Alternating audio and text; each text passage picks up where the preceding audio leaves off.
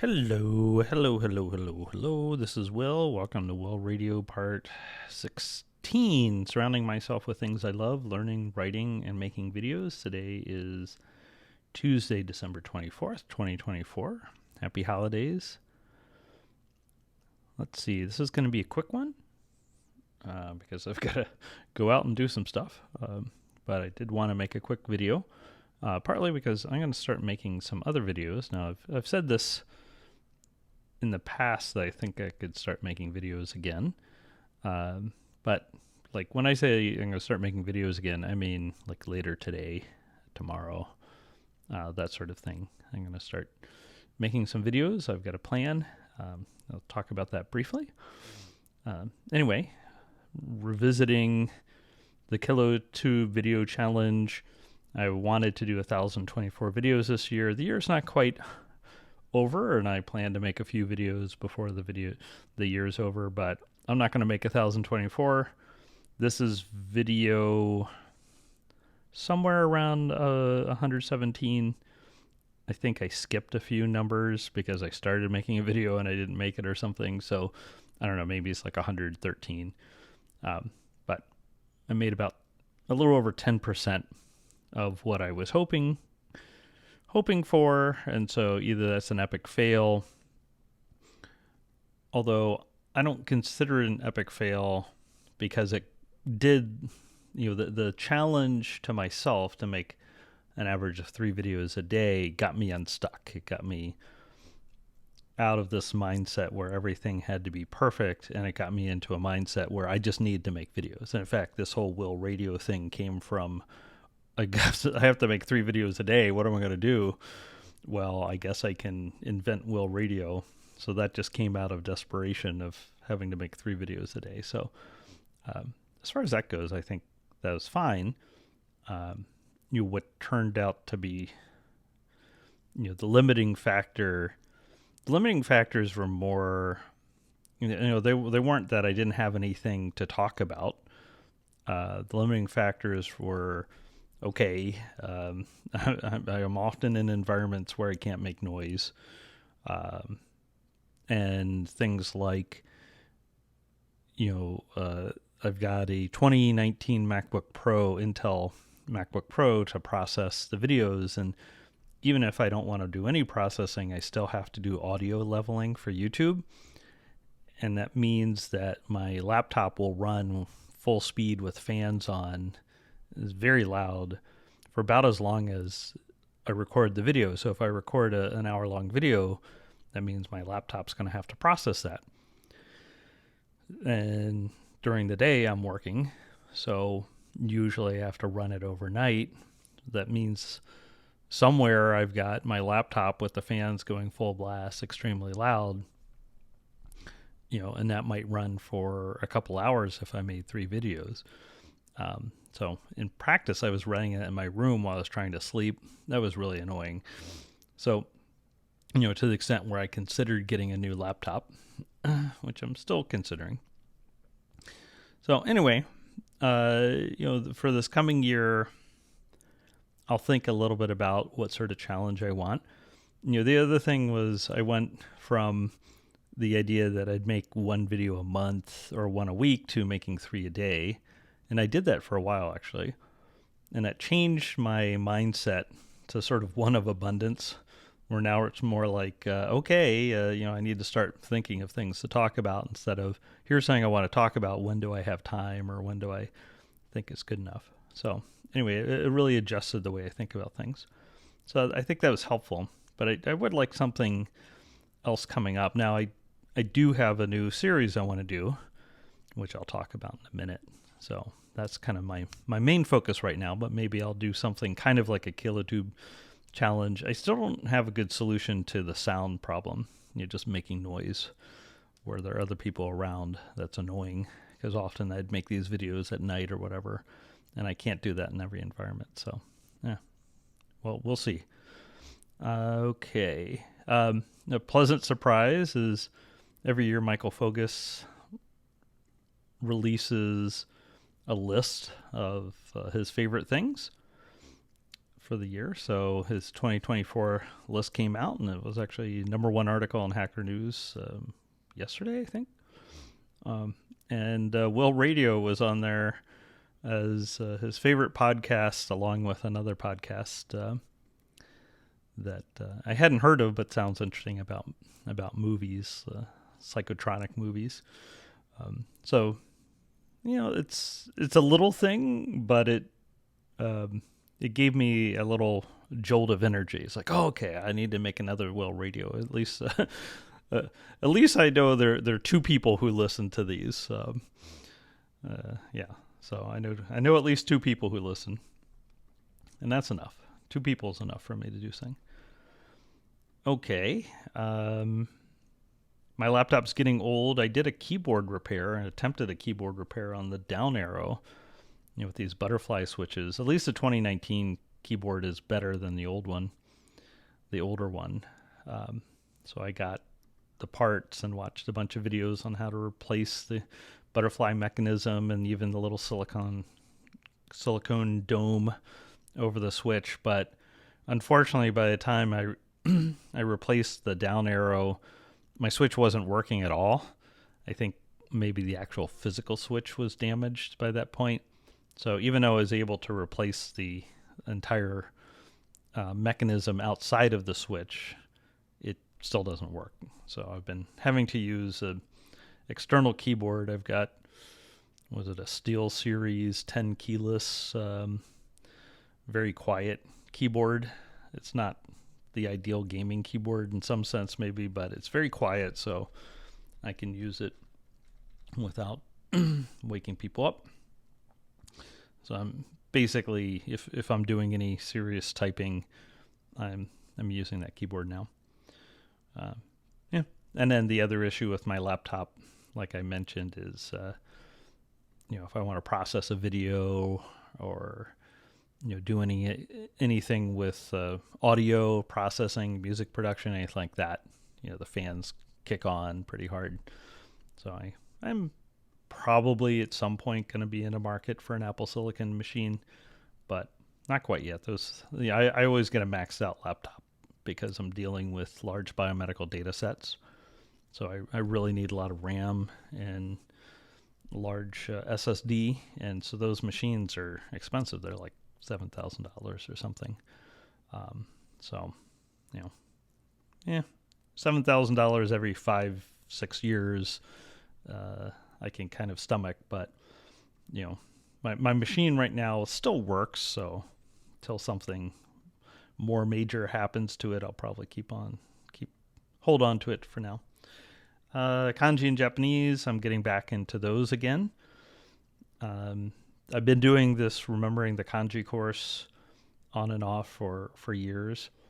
And now, instead of having gigantic stacks of flashcards that I've made by hand, and there's this Anki app. I've got it on iOS. I've got it on my laptop. I've never gotten into Anki. I don't like the interface. I don't like the pre-made stacks. I don't like making the stacks. I don't know. There's something about the interface of it I just don't like. I just don't like Anki at all. But I do have remembering the kanji app on my iPhone, and I also just bought a PDF copy of the book that I have on Apple Books on my iPhone. So now I'm switching on my iPhone between, sort of refresher of those chapters in the book, and then, practice of the flashcards with the books, the app for remembering the kanji. They're randomized flashcards there. It's not exactly spaced repetition, but I have enough control where I can set things up my own way with spaced repetition. So that seems to be working, and I do it every day. So that's I think all it takes. Something else I've been doing every day is I've been watching ArtosisCasts. So Dan Artosis Demkowski is a famous StarCraft commentator who was one of the first American commentators to move to Korea, along with Tasteless. And now he's in Canada with his family, but He still casts StarCraft games, and he loves the original StarCraft 1 BroodWar, which is the game that I really got addicted to when that came out in like 1998. I played it the day it came out. And every day he casts some game, a StarCraft 1 game. And so he's got this ArtosisCasts channel. So that is one of my pleasures every day. And often it's very short. Often these are kind of one-sided games. He doesn't watch the games beforehand, so he's casting it cold, which I find interesting. But, watching one of his videos every day is kind of I don't want to say it's a guilty pleasure. It's just a pleasure of mine.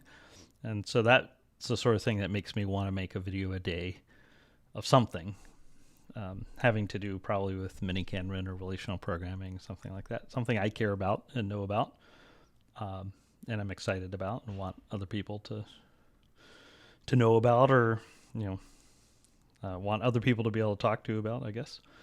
So I've also been starting to play a little StarCraft BroodWar again. This is a really hard game, a really, really hard game.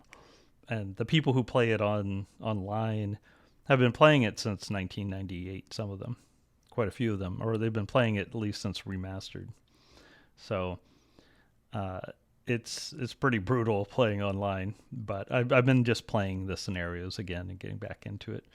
I've tried playing online a few times. I think I've won a grand total of 2 games since 1998 online. I haven't played that much online, but I got crushed so hard that it's like, oh, I'll go do something else. But I would like to understand the game better, so getting back into that. Another thing is I'm trying to learn more about music. I keep playing around with synthesizers and things like that. But now my brother's convinced me that, things like Logic Pro, or, sort of like the advanced version of GarageBand, that you can make interesting music with that. And so I've been learning a little bit about music production. And there's a YouTube series by Alex Rome where he has a nice intro video where it just shows you how to use a digital audio workstation, a DAW, like Logic, to draw in the notes and the chords, and teaches you some basic music theory. And then here's a chord progression, here's a melody, here's how you would construct a simple song, here are how pop songs tend to be constructed. And the point isn't to make some amazing song, it's just to be making music at all, and to be starting to have the vocabulary and concepts.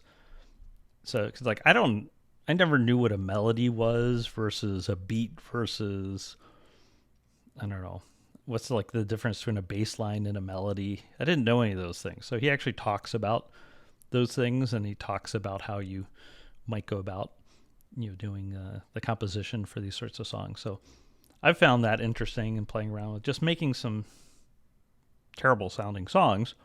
But it's the sort of things like, oh, okay, I could sit there and make a song a day, just in Logic Pro. So that's something that I plan to revisit and, learn more about. So I also was watching a tutorial by deadmau5, a music producer, deadmau5, electronic music, dance music. And, he said something like, well, I would love to be able to play this song on an instrument, but I don't know how, so I have to draw it, so he draws in his notes in a DAW. It's like, okay, I'm fine drawing in at this point, because when I try to pick up the guitar or something like that, it's like, okay, I'm spending all my time on the mechanics of figuring out finger positions and things like that, but I don't know anything about music theory. I don't know anything about how a song is made. So I just found it very frustrating. It's like, well, why do my fingers have to go in this particular pattern? It felt very random. So when I was watching one of Alex Rome's videos, it felt sort of like Dan Friedman teaching an interpreter to me. I was like, oh, that's what people were talking about. So anyway, I'll go back and watch more of his. But I've just found that very interesting, and now I want to learn more about logic and things like that. And so I'm hoping that if I learn more about music theory and chords and chord progressions and different scales and how things are composed, that will also help bootstrap me if I want to get into an instrument. Probably keyboard would be the obvious thing to work on, just because it seems like a closer connection to like the fundamentals of music theory than I don't know, picking up like the oboe or something. I don't know. Anyway, that's been interesting and fun. Also, try and learn more physics. I'm particularly interested in this idea, the principal stationary action, or principal least action. One of the things that I'm interested in, just in general, with music, with physics, with StarCraft, with anything, is how does a professional think about these things? What are the concepts that they have in their heads, that you might not have as a beginner? For electronics, I didn't understand until very recently the power of op amps. I mean, I knew op amps existed, and I knew a little bit about them, but learning more about them when working on a scanning tunneling microscope is like, oh wow, this one circuit uses op amps in like 5 or 6 different ways in a single circuit. I'd never seen that before, in really sophisticated ways, and not just like as a summer or something like that doing integration, but all sorts of unusual ways I'd never heard of before. And then I got into the design rules of op amps. How do you design a circuit with op amps? Like, wow, why didn't I learn this to begin with? I picked up a bunch of intro electronics books, and they just didn't get to that part. And it's like, oh, okay, now I can see how, if you really understood that very well, you could design a bunch of really interesting, powerful circuits, sort of back of the envelope. So that was really cool. And with music production, when I was watching Alex Rome's videos, same thing. It's like, oh, okay, so that's what someone might think about when building a pop song. I'm not saying that the best musicians or composers just think at that level, but it made me think a different way. And then with physics, I learned Newtonian physics, but then the Hamiltonian and the Lagrangian and the principle of stationary action, and then there's also the symmetries and conservation laws, all those sorts of things. I didn't know that. I didn't really understand what that was about at all. So learning about that has been very interesting. That's just like a very different way of approaching things. So there's this book, The Theoretical Minimum, by Lenny Susskind and George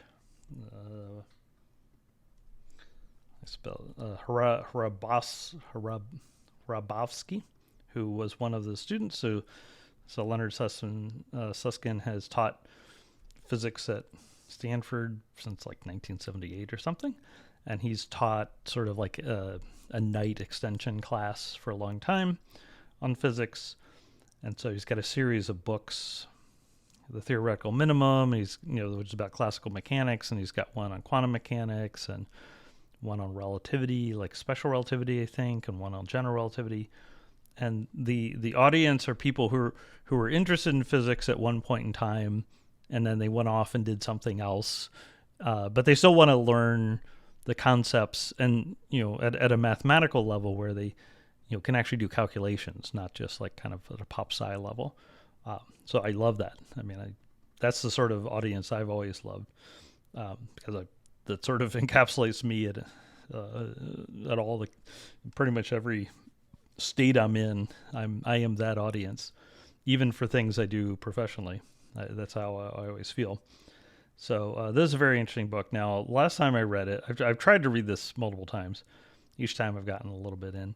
Last time I read it, I only got into like the first chapter, and then I got nerd sniped because the book points out that the time reversibility aspect of physics. And then it talked about information and the loss of information. And that got me back into classical reversible computing and its connections to relational computing. So I kind of went into that area again. But now I want to go back into the physics part again and learn about things like the Hamiltonian and Lagrangian, learn more about that. And so those also pop up a lot with machine learning and neural networks and so forth. So, and of course, like probabilistic programming and so forth. So I just find that really interesting. I want to learn more about it. I started writing again, outlining. So I've got a book on relational interpreters. I've been thinking, like, what do I really want to write about? I started working on another book for a while. I don't know. Maybe I'll work on that other book at some point. But right now, there's just one book I want to work on, and it's on mini-canvas and relational programming and how to write relational interpreters, all that stuff. And I've been outlining. I've got a vague idea of kind of what the chapters would look like later in the book. I've got a much more concrete idea of what some of the early chapters are like. And, for audience, I keep getting stuck where I want to teach everything about programming to everyone in one book. I think that's too much, but I think I do want to teach or show enough scheme and enough mini-canvas so that someone who maybe is coming from a background from a language like ML or Haskell, or so they maybe know some functional programming, but they don't know scheme. Okay, I'll give them a whirlwind tour. Or maybe someone knows imperative programming but understands, the basic fundamentals of scheme, or they're coming from Common Lisp or something. I mean, maybe they understand the basic fundamentals of interpreters and functional programming. They should be able to get up to speed pretty quickly. And there's not that much scheme you really need to learn. I keep expanding it a little bit and giving some more examples. But there's also something you can skip. So I want to put in a pretest so that if someone already knows scheme or racket, they should be able to skip almost all of it. They might want to see the pattern matching, how we do pattern matching. But that's about it. And then, mini-canvas, there are two editions of the Reason Schemer. There's micro-canvas, there's my dissertation. There are, various versions of mini-canvas out there. But this is going to be using faster mini-canvas, so I want to talk about that a little bit. And then have some chapters on how to debug mini-canvas and mini-canvas style and common pitfalls. And then get into the interpreters, simple environment passing, scheme interpreter written in scheme, and mini-canvas, quines, split environment representation where we use two lists instead of an association list to represent environments. And I'd played around with it at one point, but I got a nice email from Darius Bacon at one point, saying, hey, this is a cool representation, and it seems to make things much faster. And I'd kind of forgotten about it or given up on it. But when I saw the Darius email with some examples, like, oh, okay, yeah, this is worth going into again. And it has some nice advantages. It turns out that if you have set constraints like CLP set, there are other representations of the environments that have other trade-offs that are also interesting. But this one's worth showing. And then extending the interpreter to handle append, explicit errors, so you can do angelic execution where you say, okay, find an input that triggers this error state, stuff like that. Writing a parser is relation, writing a type inferencer is relation, building your own Barlaman. Okay. As far as I know, no one else has built a Barlaman other than me and Greg. I was working on a Shin Barlaman with Kanaya Tsushima. But once you have the basic interpreter, it shouldn't be that hard to put on a front end. So I think that would be nice. Speeding up the interpreter, just because you have a basic relational interpreter doesn't mean you'll be able to do synthesis very well. So there's some speed ups, most of which Greg Rosenblatt figured out a lot of speedups for the Bartleman interpreter. Show some of those open problems. I'm sure there'll be a lot more to talk about, but those are kind of the high level things to discuss. And then, yeah, but I'll fill it in as I go. So that's something I'm working on it again. And I want to start making videos that, go with the book. So part of the idea of the book is that this is something I can use when making videos or teaching a course or whatever about Minikanran. But at the same time, I think making videos or teaching some sort of course can help the book. A lot of academic books start as lecture notes, and when I'm writing a book, I just have this problem that I can sit there forever and rewrite the same sentence or paragraph, 100 times. I just don't feel like I make much progress. It's disheartening. It's also lonely in a way. It's like, okay, if I were writing a book with, someone else, that's different. But if I'm writing a book by myself, it's like I'm just sitting here, it's not very stimulating in a way. But if I am making videos, well, then first of all, it's like the show must go on. I just have to produce something. I'm making a video tomorrow. I'm making a video today. Let's go with what we got. And then just as a forcing function. And also, I'm just like much more confident in my ability to organize and present material as a lecture or a talk. I just have so much experience giving talks at this point.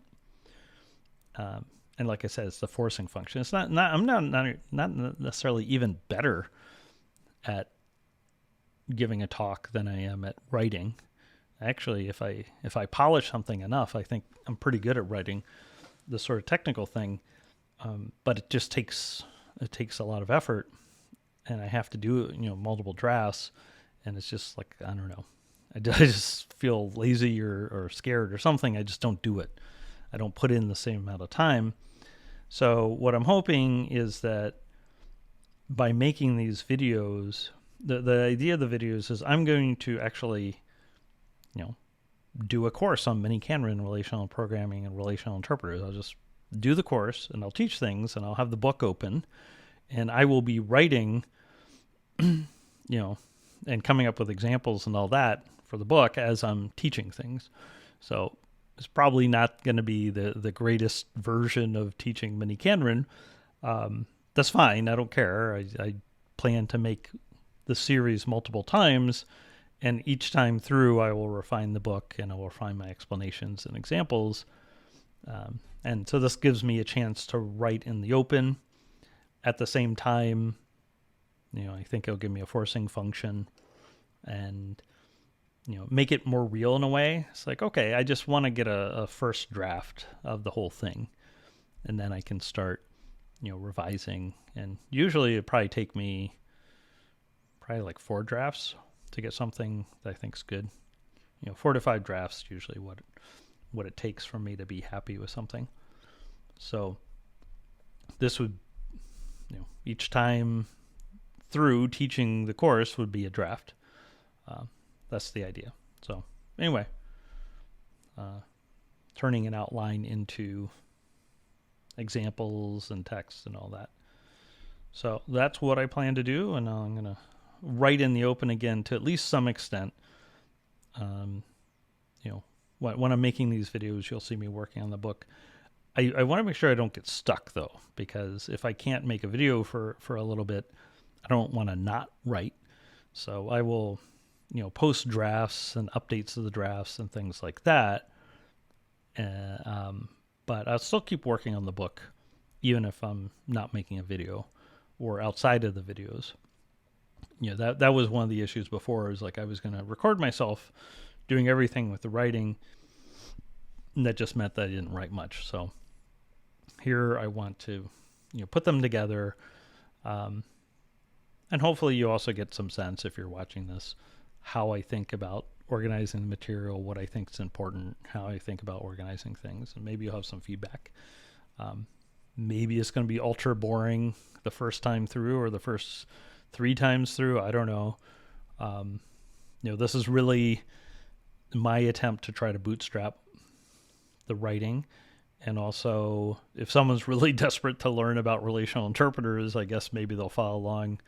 But hopefully, eventually I'll have a much more polished version of this, which is, compresses in time what I'm doing. And I'll have a much more polished book for people to either read that on their own or to use that as a companion for the video course. Right now, I'm just using plain LaTeX.